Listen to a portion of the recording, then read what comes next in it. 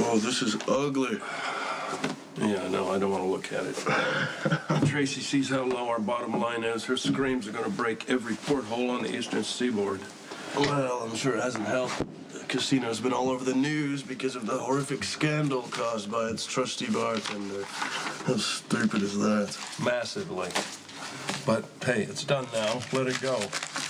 Look, one more reopening and we'll be back in the black. If you say so. Hey, stop it, man. Cheer up. You were cleared of the beating, cleared of the hit and run, the manslaughter. You're going to live to offend again. I certainly hope so. The whole thing just leaves a bad taste in my mouth.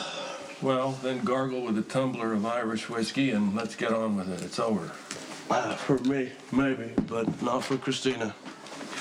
Well, you know, I'm sorry for what happened to her, but I can only work up so much sympathy for some kid who is willing to lie, saying that an innocent man did something he didn't do and let him swing for it. No, I'm not exactly innocent.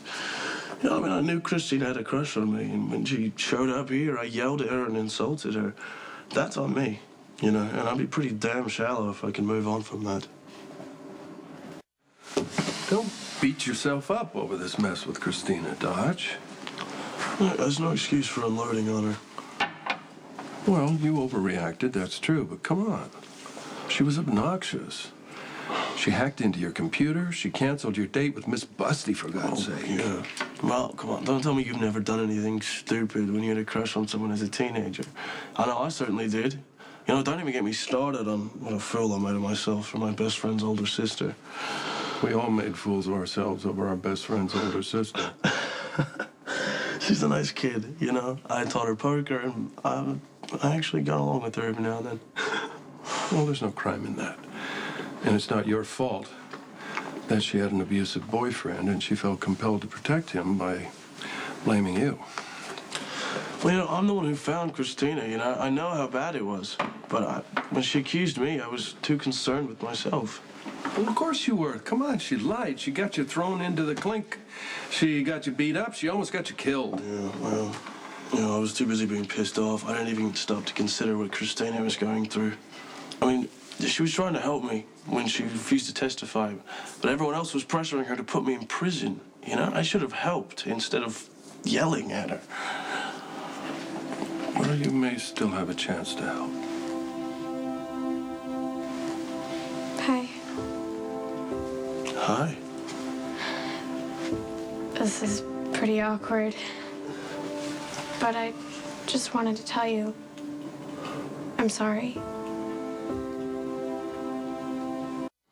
Could you give me a moment alone with Ethan? Come on, handsome. Let's give him some privacy.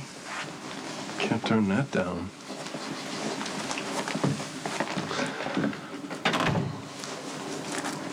You came to the hospital and apologized, and I was just laying there, and I basically said nothing.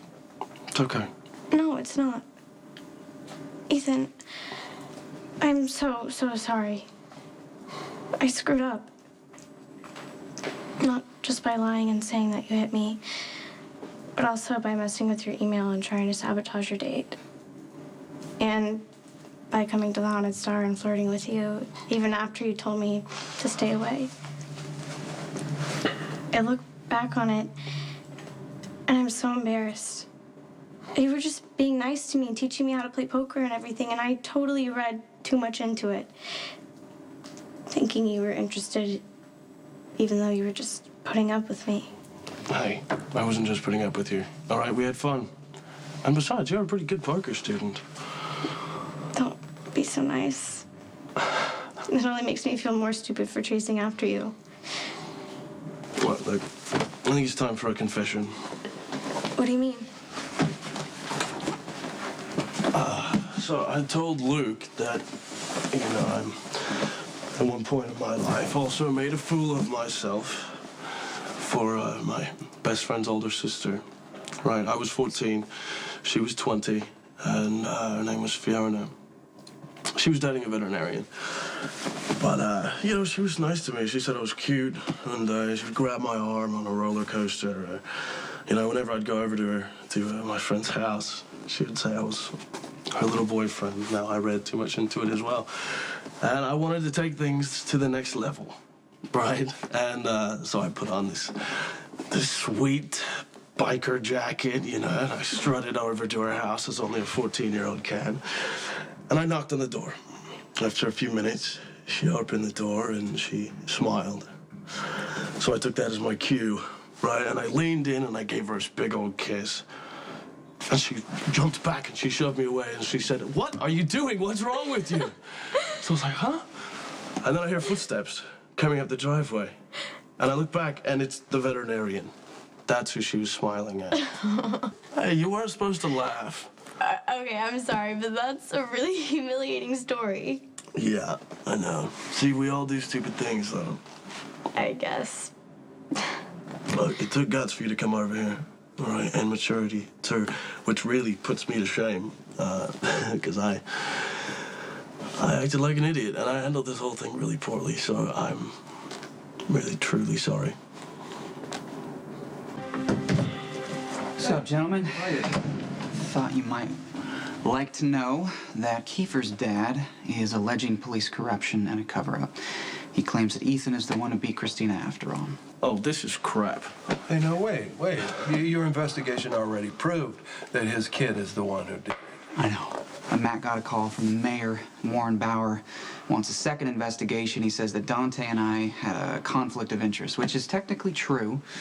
So this guy's trying to turn all the facts upside down just to make sure his son gets off innocent. No, what he's trying to do is protect his son's pristine name and reputation. Well, you know what? His son was a piece of crap. He should just learn to live with it.